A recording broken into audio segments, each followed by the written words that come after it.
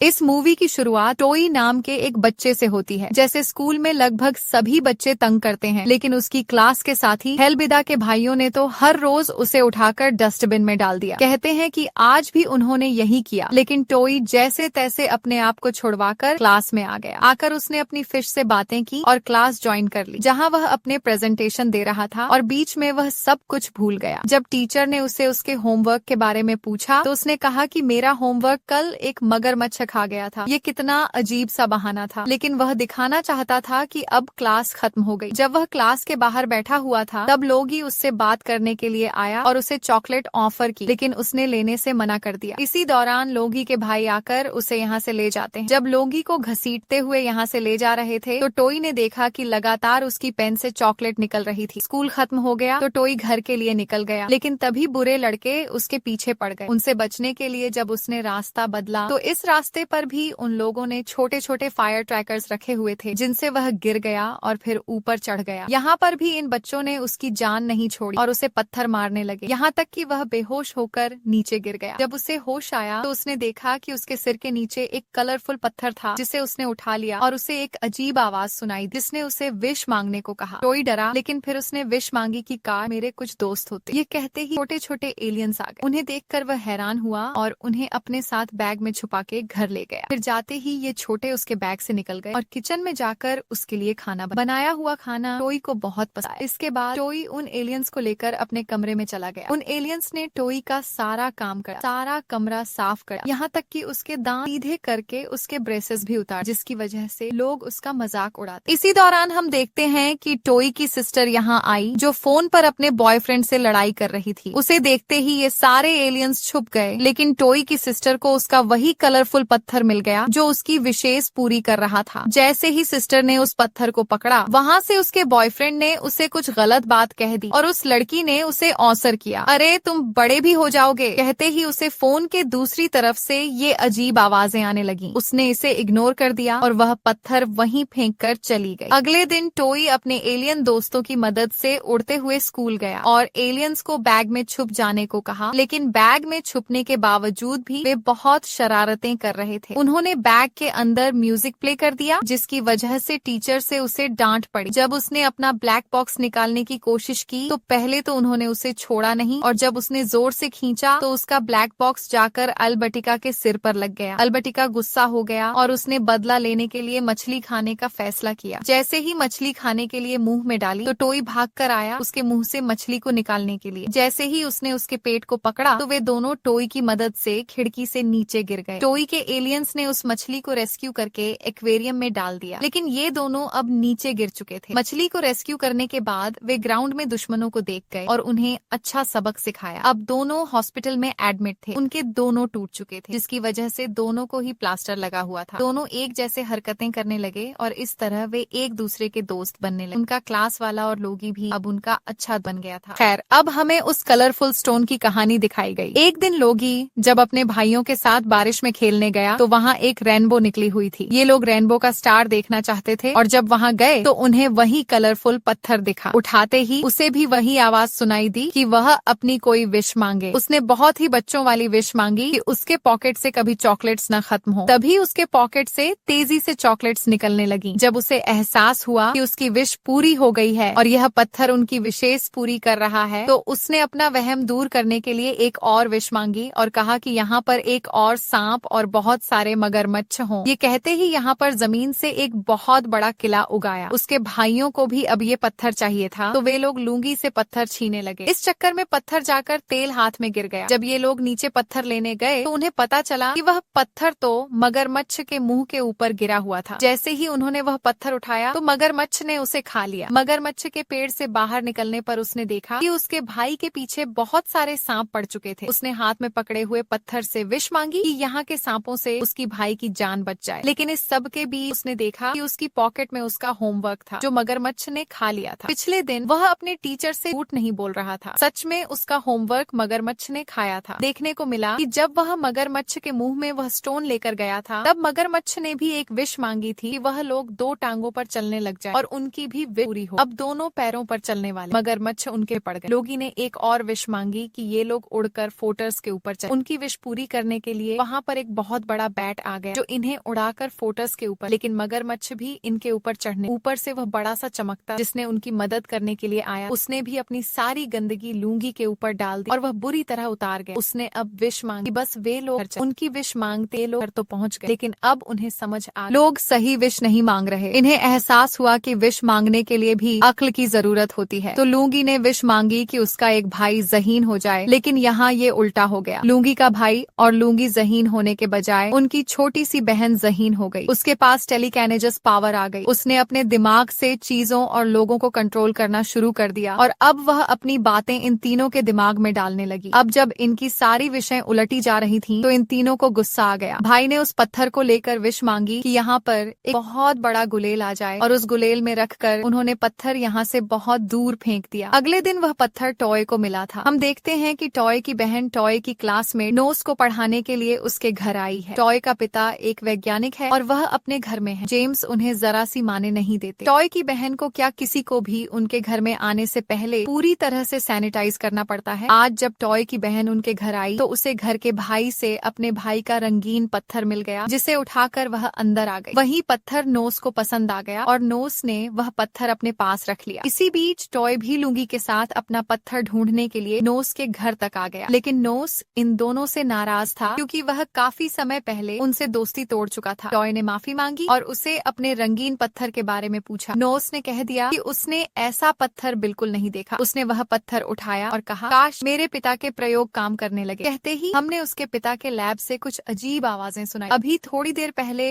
Nose ने अपना नाक साफ करके उनके लैब में फेंका था और उसके पिता के कल्चर प्रयोग की वजह से नोस अब बड़े होते होते एक मॉन्स्टर में बदल गया। यह आवाज इसीलिए थी क्योंकि नोस सुन चुका था। उसे लगा कि उसके पिता प्रयोग करते हुए सो गए, इसीलिए वह उनकी लैब में गया। जबकि बाहर हमने देखा कि लूंगी और टॉय खिड़की तोड़कर उनके घर में आने की कोशिश कर रहे, क्योंकि उन्हें लग रहा था कि उसने झूठ बोला है। उसके पिता ने इनको सीसीटीवी से देख लिया और इन्हें पकड़कर सैनिटाइज करने लगे। इतने में ही दिखाया गया कि वह बड़ा सा मॉन्स्टर लैब से बाहर आ गया। उसके हाथ में जो पत्थर था उसके ऊपर टॉय और लोगों की नजर पड़ गई और जब वे उस पत्थर को कैच करने लगे तो पत्थर उड़कर मॉन्स्टर के मुंह के अंदर चला गया। उसे देखते ही डॉक्टर भी हैरान हो गए कि यह आया कहां से था। वे तो जानते थे कि यह उनके लैब से किसी प्रयोग से बना है। अब इससे पहले कि यह उनके ऊपर हमला कर दे, डॉक्टर ने अपने आगे कांच की दीवार खड़ी कर दी देते हैं, लेकिन यह मॉन्स्टर इस कांच की दीवार को भी तोड़ देता है। यहाँ हमें पता चला है कि वह एक बहुत ही अजीब काम करता था। वह अपनी नाक से निकली हुई गंध खा जाता था और इसी चीज का बदला लेने के लिए यह मॉन्स्टर अब उसके पीछे पड़ा हुआ था। यहाँ सब लोग इस मॉइस्चर से बचने के लिए उससे दूर जाने लगे, लेकिन टॉय जाने वाला नहीं था। उसे तो अपना वह कलरफुल पत्थर चाहिए था, जिसके लिए वह मॉन्स्टर के पास चला गया और मॉन्स्टर ने उसे उठाकर ऊपर उछाल दिया। इससे पहले कि वह मॉन्स्टर को खा जाता, यहाँ पर नर्स अपनी नाक से ऑर्गन निकालकर उस मॉन्स्टर को धमकी देता है, बताओ खा जाओ तुम्हारे साथियों को या मेरे दोस्त को छोड़ोगे। मॉन्स्टर को अपने साथियों की जान बचानी थी, इसीलिए उसने नर्स के साथी को छोड़ दिया। ये लोग घर के भाई की तरफ भागे, लेकिन मॉन्स्टर भी बाहर आ गया और अब मॉन्स्टर इससे पहले कि दुनिया को नजर आता या इनको ही कहा जाता, पीछे से ठीक वक्त पर आ गया। प्रोफेसर डॉक्टर आ गए और उसे अपनी एक गन से छोटा करके एक जाल के अंदर कैद कर देते हैं। इस भागम भाग के चक्कर में नोस कीचड़ में भी गिर गया था, लेकिन उसे अपना पत्थर मिल गया, पर वह यहाँ से भाग गए। पत्थर लेकर टॉय अब अपने घर पे आ चुका था, जहाँ हमें दिखाया गया कि उसके मॉम डैड का नाम ब्लैक है। एक कंपनी की किसी मीटिंग के अंदर जा रहे हैं, जहाँ दोनों में से एक को कंपनी का पार्टनर बनना था। गिनी कंपनी में इन दोनों की पोजीशंस अलग थी और ये एक दूसरे के राइवल्स थे। जहाँ से पहले टॉय की मॉम टॉय को देखने के लिए आती है, वहाँ अचानक ही टॉय के ब्लैक बॉक्स के ऊपर उसकी फ्रैंक का मैसेज आ जाता है। जैसे ही उसकी क्यूरियोसिटी में जब वह देखने लगती है तो टॉय की भी आंख खुल जाती है। टॉय की मॉम गड़बड़ाकर नीचे झोंके ऐसे एक्टिंग करती है जैसे उनकी लिपस्टिक गिर गई हो, लेकिन उन्होंने यहाँ से अब कुछ उठाना भी था, तो बेदियानी में उन्होंने टॉय का कलरफुल पत्थर उठा लिया और वे लोग अब पार्टी में भी चले गए। पार्टी में जाकर टॉय की मॉम ने अपने पति से कहा कि काश हम दोनों एक दूसरे के करीब आ जाएं। ये कहते ही पत्थर ने उनकी विश पूरी कर दी और वे दोनों एक दूसरे में मर्ज हो गए। अपने आप को इस तरह देख रहे कि दोनों शर्मिंदा हो गए और पार्टी में छुप छुप कर घूमने लगे। और इस हड़बड़ी में टॉय की मॉम का पर्स वहाँ स्टीयर्स में ही मिल गया, जो कि उनकी क्लास फेलो थी और उनके मॉम डैड की बॉस की बेटी थी। इससे पहले कि वह इस पत्थर को कुछ करती, पीछे से आ गया और उसने अल्बर्टिका का ध्यान भटकाते हुए उसे अपनी मॉम का पर्स लेना चाहा, लेकिन अल्बर्टिका ने वह पर्स ही उसके सिर पर मार दिया। इस वजह से उसके डैड ने भी आकर उसे डांटा और वह अपने दोस्त को लेकर किचन किचन में चली गई और उसे पूछने लगी, आखिर तुम हमारी कर क्या रही हो? उसने बताया कि मैं सिर्फ अपनी मॉम का पर्स लेने आया था। ये कहते ही उसने वहाँ से वह पत्थर उठा लिया, लेकिन उसने उसे पकड़ लिया क्योंकि वह तो उसे तंग करना चाहती थी। उसने उसके हाथ में मौजूद पत्थर को भी ले लिया और यह ले रही उससे कहा, इधर दो मेरा जादू। ये कहते ही अल्बर्टिका के दिमाग में खिचड़ी पकने, वह भी अब इस पत्थर की सच्चाई जान गई। उसने टॉय से, सच सच बताओ कैसे यह पत्थर काम करता है। इससे पहले कि वह कुछ बता पाता, अल्बर्टिका के भाई आकर टॉय को उठाकर हमेशा की तरह डस्टबिन में डाल देते और यह देखते हुए अल्बर्टिका कहती है, फजूल, यह एक बीटल। उसके कहते ही उसका भाई बीटल में बदल जाता। जो यह सब अपनी आंखों से देख रहे थे, वे भी समझ गए कि असल में उन दोनों के साथ जो कुछ भी, वह भी इसी पत्थर का कमाल। यह पत्थर जादुई था और अब उन्हें नॉर्मल होने के लिए पत्थर। टॉय भी डस्टबिन को लेकर सीधा, तो उसकी टक्कर हेल्बेटिका और के हाथ में मौजूद वह पर गिर गया और यह आना चाह रहा था कि डैड के पास, जिन्होंने इस पत्थर को जे समझकर खाने। अब तभी पार्टी के अंदर उस पत्थर को ढूंढने के लिए मॉम डैड आ, जो एक साथ उन्हें देखकर उनके बॉस ने कहा, लोग अलग अलग होकर मेरे पास आए, लेकिन वे कैसे अलग होते? तो मजा लेने के लिए अल्बर्टिका के डैड ने कह दिया, अरे मुझे तो बहुत अच्छा लग रहा है कि तुम दोनों ऐसे हो। मैं तो चाहता हूँ कि हमेशा आपस में सारे दुश्मन इकट्ठे रहें और लड़ते रहें। उनके यह कहते ही उनकी विश पूरी हो गई और यहाँ मौजूद हर दुश्मन एक दूसरे से लड़ने लग गया। यहाँ तक कि बिटिका और टॉय भी यहाँ पर हड़बड़ी मच गई और के डैड से उसका वेटर टकरा गया और उसके हाथ से भी वह पत्थर गिरकर दूर चला गया, जिसे टॉय की मॉम ने पकड़ भी लिया। लेकिन इससे पहले कि वह विश मांगती, पत्थर आकर उनके हाथ से हेल्बेटिका ले लेती है। वह पत्थर लेकर अपने डैड के पास जाती है और उसकी पोजीशन को बताने की कोशिश करती है, लेकिन उसके डैड समझ रहे थे कि वह कोई फिजूल बात करने के लिए आई है। तो यह देखकर गुस्सा आ गया और उसने कहा, डैड कान खोलकर मेरी बात सुनो। उसके कहते ही उसके डैड के कान भी बड़े बड़े हो गए। यह देखकर उसे बहुत मजा आया और उसने अपने डैड को कुछ नहीं बताया, बल्कि खुद ही इस पत्थर से अपने प्लास्टर खोलने की विश मांगी और फिर एक हेवी बाइक मांगकर यहाँ से भाग गई। उसके पीछे अब टॉय के मॉम डैड भी साइकिल लेकर भागे, क्योंकि उन्हें तो बस वह पत्थर चाहिए था जिससे वे नॉर्मल हो जाते। थोड़ी दूर जाने पर हेल्बेटिका से उसकी बाइक कंट्रोल नहीं हो पाई और उसका एक्सीडेंट होकर वह एक डस्टबिन में गिर गई। उसके हाथ से पत्थर गिरा और रोल होते हुए दोबारा उसके बंगलों में आ गया और लग गया उसके डैड के हाथ। जैसे ही उसके डैड के हाथ में पत्थर लगा, तो बहुत से लोग उस पत्थर को लेने के लिए उसके डैड के पड़ गए और मौके का फायदा उठाते हुए उसके हाथ से वह पत्थर और फौरन सब कुछ नॉर्मल करने, सब कुछ नॉर्मल कहते यहाँ पर सभी दुश्मन